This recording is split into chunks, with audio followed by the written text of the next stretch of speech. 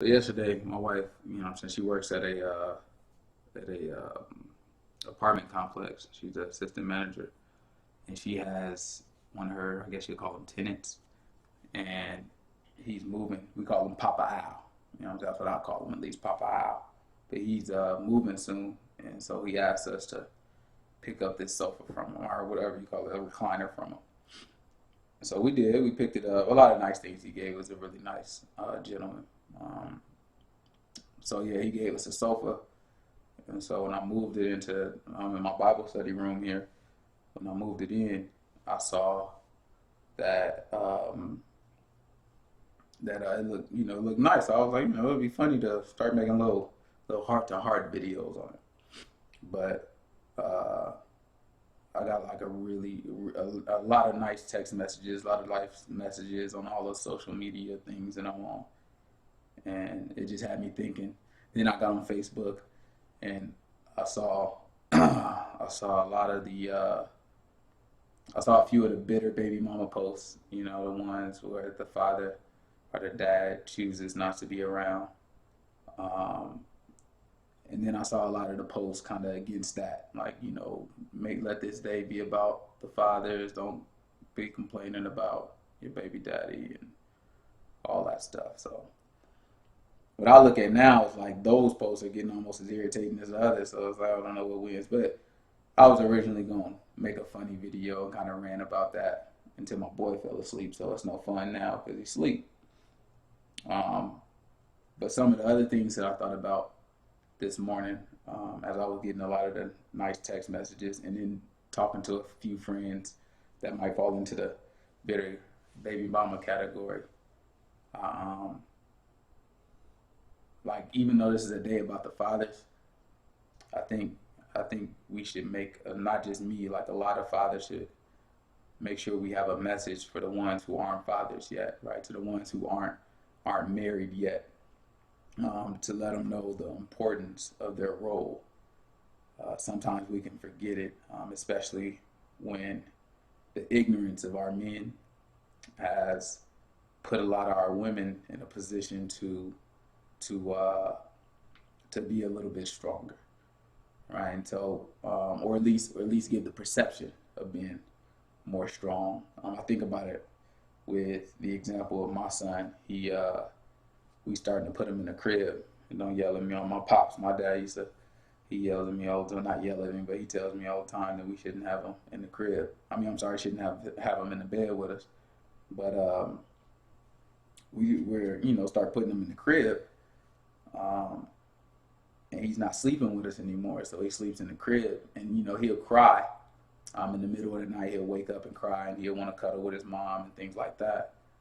Um, and I notice automatically my wife, she wakes up and say, "Hey, Zahar, be quiet and go to sleep. Hush, go to sleep." And or she'll yell, "Hush, go to sleep." You know, but he doesn't really respond to that because I think at least his perception of her is like when I feel this way, when I feel like I need you, when I feel like I need to be around you, I need your nurturing, you're who I come to, right? Speaking about his mother, my wife. All right, so it's like you hear I come. So I don't think he understands when he feels that way. Her telling him no, right? It's not. It's like, what do you mean? Whenever I feel this way, I come to you. So it's always been. So he doesn't quite understand it. So he doesn't accept it. However, she can tell him, hush, be quiet, all night long, right? And it always ends with her getting up, picking him up, and giving him what he wants. But one time, I have to yell it. Just it. Just one time. Hey, hush, be quiet. And he goes right to sleep. He doesn't fuss, right? Because he sees me differently, right? It's not that he doesn't respect his mother, but it's a different understanding. From her, he expects to be nurtured. For me, he expects to be ordered, right? He expects to be to driven, be motivated, and to be given order, right? Not given orders as in necessarily commandments, even though that is a part of it, right? But just order as in organizing his life, his understanding, right? That's the piece that men play. That's one of the pieces that men play or should play in a child's life, right? We've unfairly, and I say we, um, because we're a unit, right? So we as men, have unfairly, in a lot of ways, put our women in a position to bear burdens on top of the burdens that they already bear, right? To try to make up for some of the things that we were designed to provide. Um, if you think about it in the Bible, you think about Abraham, right? Abraham had many sons, right? A lot of people don't really realize it. He had the first son that he had actually was by the bondwoman, right? His name being Ishmael, all right? So he had Ishmael. When Ishmael left, Ishmael was cast out. So who did he go with? He went with his mother. Then he had Isaac. Then he had many other sons by another woman after Sarah died. So Sarah died. Then he had a few other sons. He got remarried. All right. All those sons clung to him though. All right. And then the same thing with Jacob. Jacob had sons and he had multiple wives. Right. He had 4 different women that he had sons by. Right. And Jacob, all of his sons clung to him. All right. So we look at this a lot of the times, almost all the times in the Bible, when there's a male, the children cling to the male, right? But we've made it to where the children cling to the mother, right? We've made it to where we step out and the children end up following their mother. And it shouldn't be so, right? It shouldn't be that way.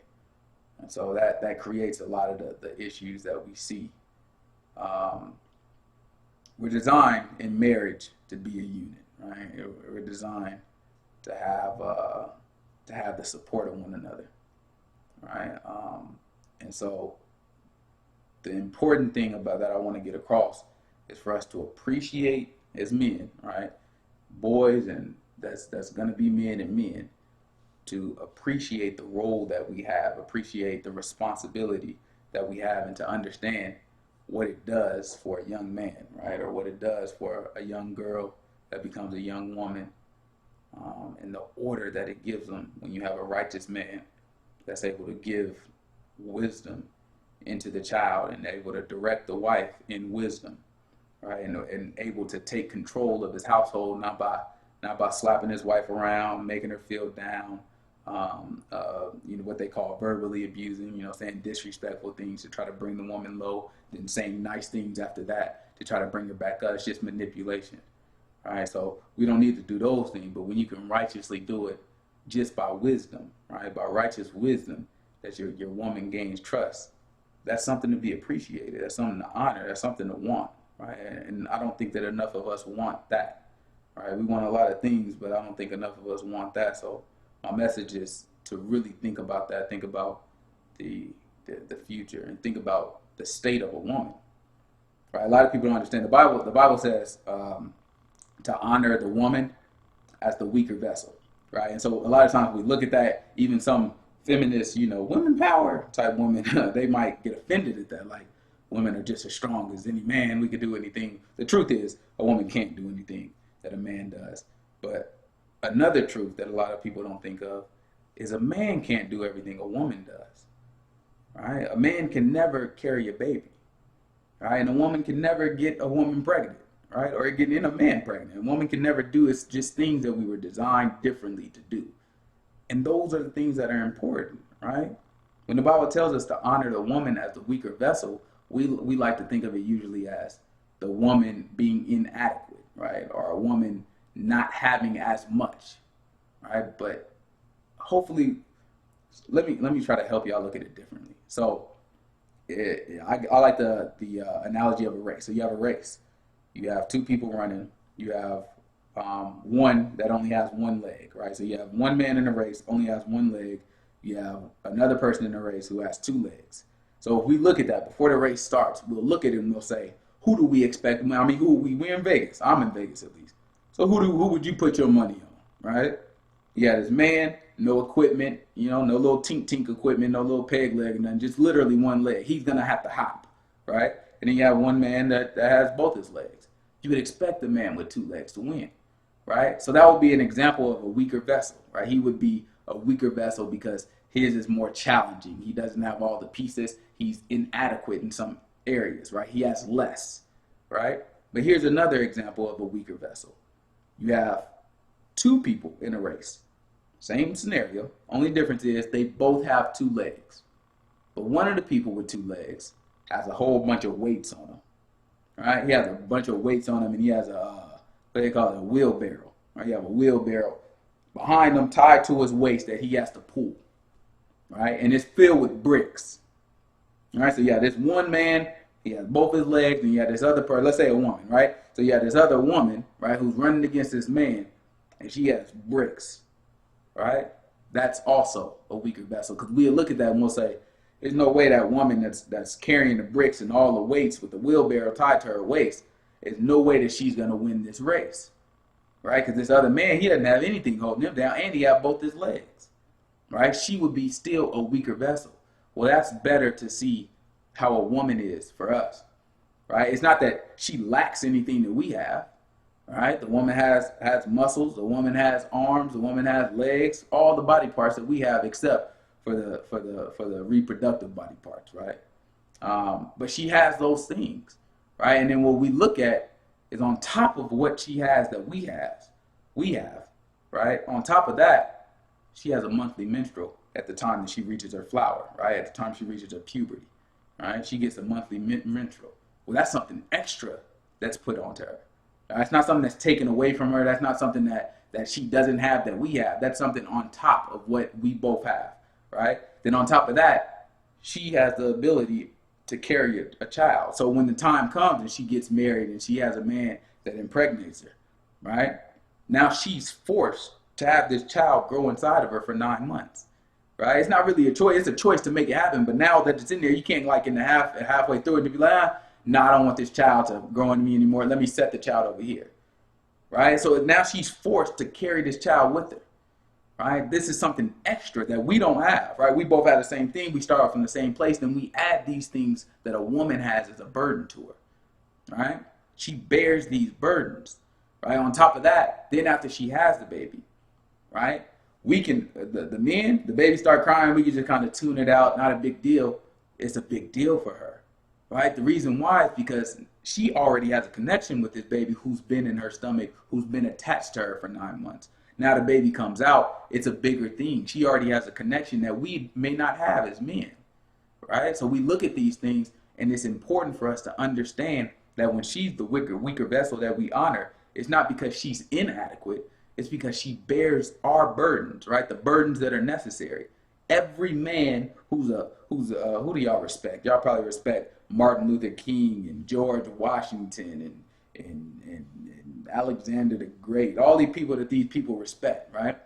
All right, so whoever y'all respect, your dad, right? Whoever you respect, Yahushua, Jesus Christ, right? I call him Yahushua because that's his name in the Hebrew, right? But Jesus, right? That's his name transliterated and translated into different language, so it's okay. Neither one of them are evil, right? Yahushua would just be more accurate, more precise, right? But we'll call him Jesus for y'all's sake, right? Jesus Christ came by a woman, right? So every man that is to be respected came from a woman, right? That's the burden that she carries of the world. That's why we are to honor her as a weaker vessel, because if you have a woman who's carrying more, who's doing more, that has to deal with more than we have to deal with, right? Whether it's mentally, emotionally, or physically, they have to deal with more than we have to deal with. It's our job to support them, to honor them, to keep them up, right? The pregnancy of my wife was a struggle, right? It was a struggle, just like a lot of women. It was a struggle. But when I look back, I thank God that he gave me the heart to be there and try to support her in the ways that I did. And I don't plan on her getting pregnant again, ever. But if it were to happen again, I would know what even better things to do. And I thank God for that, because when we look at it, when she was pregnant and she had the baby, I had to talk her in, baby, let's try to do it naturally, right? Let's try to do it naturally. A lot of these women, they jump to C-sections first. And it's just because they don't have a man with wisdom behind them, right? So you don't have a man, and let me clear myself. There are women who don't have a man behind them, and they still want to do things naturally. So I'm not trying to say you need a man to do all these things, but these are the supports that a man can provide in other situations, right? So like in my wife's situation, I had to talk her in and support her and let her know you could do it. Now, there were certain complications where it didn't work out that way, right? She ended up getting a C-section after some hours, some long hours of labor, the most terrible time of my life. But anyways, um, we look at it, and what I noticed is that it's important for the man to be there to try to support her, right? The same thing with breastfeeding, right? I tried to encourage her to breastfeed. See, a lot of y'all men, y'all don't understand, right? You haven't taken the time to try to understand a lot of the little things that women deal with, right? Imagine this child being with you 9 months. You already have a strong connection to this child day one, right? We think we have a connection to the child. We look, oh, look, he looked like me. She looked like me. Oh, yeah, I'm gonna beat up any dude that comes here. That's the type of stuff we thinking about, right? She already has a strong emotional connection from this child being a part of her, right? They had to snip the umbilical cord. This child was literally a part of her, right, for 9 months. So she already has this connection. So now this baby is crying. It's time for this baby to eat, and she wants to breastfeed, but she's not producing a lot of milk. It doesn't feel like, right? So she's trying to, and the baby crying. The baby won't latch, right? The baby won't grab onto her to her breast to eat. Right? And so this is frustrating for her because one, she's sleepy, she's tired, right? Two, she's looking at this baby and she wants her baby to be well, not cry, right? So it's like, oh, it's so easy to just get the Enfamil or the Similac and just stick it in the baby's mouth, right? And that's what happens to women who don't have a support system, right? And that's what the man is designed for. The man is supposed to be there and be like, no, baby, calm down. We in this together. Let me help you. Right? And that's one of the things I was able to notice from my wife, right? A lot of times she wanted to give up on breastfeeding because she didn't feel like it worked, or it was too much, or it was just completely inconvenient, right, for her. Or other things, it didn't seem like it was helping him. It seemed like he was more distressed because of breastfeeding earlier on, right? Dealing with those things, having to deal with that, is tough unless you have a man behind you that can direct you, right? Can say, you know what? We're going to stick with this. We're going to try it, right? Now she's still breastfeeding. He's 1.5. She's still breastfeeding the boy. Now I done shot myself in the foot, and now I got to try to convince her, all right, that's enough, right? And he's spoiling my boy. But that's just like a small example of the things that as a man, you can encourage a woman in the places that she doubts, in the places that are too much for her, right? Rest is a lot, right? Rest is a lot with a woman who has a young baby. It's hard to get the rest, right? And chances are they're not gonna rest anyway. Like my wife, I used to, no, I'll take the baby. Go ahead and get you some sleep. She wouldn't sleep. She'd sit there, eyes open. I just don't know what he's gonna do, and watch him. So she's not gonna get the rest. But even though she doesn't get the rest, you can be there to settle her mind. Your mind changes when you don't have rest, right? When you have stress and distress and you have a lot of things to deal with, you're not looking at everything. A man is supposed to be there to look at the big picture, right? To be able to give direction to get to that big picture, right? To protect, to provide. That's what a man is supposed to do. That's what we are here for, all right? So I want to talk to all the young men, that not to the fathers already. Happy Father's Day to the fathers. This is what y'all celebrate. I appreciate y'all. But to the ones that have not become fathers yet, the ones that are not married, the ones hopefully that have kept themselves, when you deal with these women and with these young girls, respect them. Don't lay with these women, right? Don't go sleeping around on these women. Just respect them. Take your time. Honor the woman, right? You find you one that you like. It don't matter what race, right? It don't matter none of that stuff. Right? I always talk about you have black men who because our women are strong, the black women are put in a position to be strong and to be to pick up inadequacies that we left, right? Not their own inadequacies, our inadequacies because of our history, because of the things that were done to us that warped our mind and caused us to make bad decisions, right? Then you have a woman here that's forced to be stronger, right? And so because of that, sometimes that strength can repel a man or be a challenge to a man, to a black man, right? And so a lot of times you'll have a black man who will date for another race, right? So I do talk about these things, and to me, I want that to be something that we recognize, right? We shouldn't run from anything, right? We should be men in whatever situation. But if you just don't want a black woman, and you a black man, and you just don't want one, There ain't no sin. You go get you whatever color woman you want. Nothing wrong with it, right? You go get you whatever color woman you want. That's not what matters, right? What matters is once you get the woman, whatever she is, whoever she is, you respect her, you marry her, right? You make a commitment to be with her for the rest of your life, not based off of emotion, not based off of some happy feelings that y'all had for the 3 months y'all been dating, based off of a commitment and a decision, right? If you look at it like, hey, these are the reasons I'm making this decision to be with you for the rest of my life. If you trick me, too bad. That's my fault. I'm stuck with you. That should be the mind state, right? That should be the mind state. You figure out as much as you can, then you make the decision. If she got you and tricked you, too bad. Stick with her, right? Same thing with him. If he got you and tricked you, too bad. Stick with him, right? For the women, right? That has to be what we do. After we marry them, then you have you some children. And when you have your children, be there. Don't leave them. Make sure you be there every moment. Don't let anything come before your family and your children other than the Most High God. All right? That should be the only one. Over the Most High God, you leave them all. Right? You leave the children. You leave. Peter did it. Right? The disciples did it. They said they left all of them. So don't let anybody tell you God is a God of family. They said no. When it comes to the Most High God, if He called you, right? And if it's something that, if it's anything that has to come between you and God, it shouldn't be, right? Anything, whether it's child, whether it's a spouse, whatever it is, you leave that behind. Most High God has to be first, and He'll test you in it too. So it's a serious thing. But other than that, anything short of God, make sure you're there for your family. Make sure you take care of your family, and make sure you're prepared to have the responsibility of a man, a biblical man, right? A man that we learned from our fathers, Abraham, Isaac, Jacob, right? David, right? All these people that came before us, right? All these ones that were heroes, even Zechariah, right? Elizabeth, his wife, right? All these people that came before us, and all these men that showed an example, right? Something that we could look up to, something that we could be. All right, this stuff is real. All right, it's important that we have this. We understand the importance of our woman, understand the importance of our children, but most of all, we understand the importance of our role to be the foundation for that whole system. All right, otherwise, we'll put ourselves in a position where a lot of these cycles continue. All right, now I'm sick of seeing the cycles. Man, it hurts me.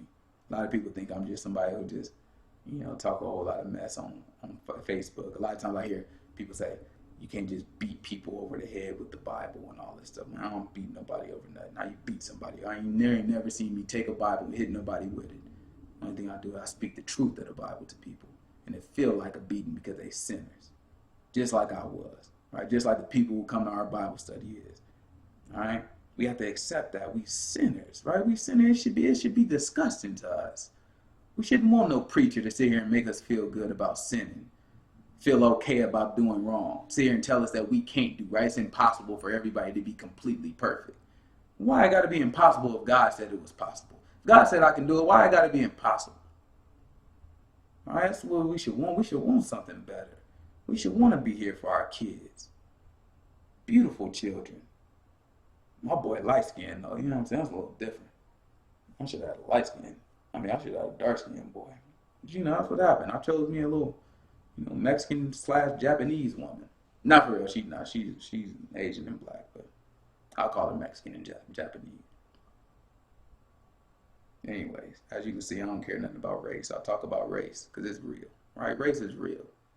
We can't avoid race, but the most important thing is just making sure that we have our kids, that we take care of our kids, and that we understand the responsibility of a man, understand the benefit, the value of being a real man, right? Being a man that's exemplified in the Word, right, in the Bible.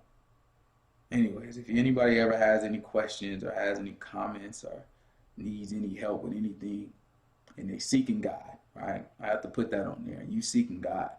I'm your man. I'll do whatever I can to help you, anything that I can help with. I'm your man. But just make sure you're seeking God in a real way. Because soon all this stuff is going to get cleaned up. But the thing about when things get cleaned up, the dirt has to be washed away. Right? We just want to make sure that we be a part of the cleaning and not a part of the dirt that gets washed away. And that's a decision that we make that makes us the dirt or the clean. All right, so peace to the saints. Um, of course, no peace to the wicked. The only thing we say to them is repent. And all praises to the Father that goes through the Son, whose name is Yahushua, whom we often call Jesus. In his beautiful and mighty name, we honor him, and I send this message. I appreciate y'all. Have a good one. Happy Father's Day.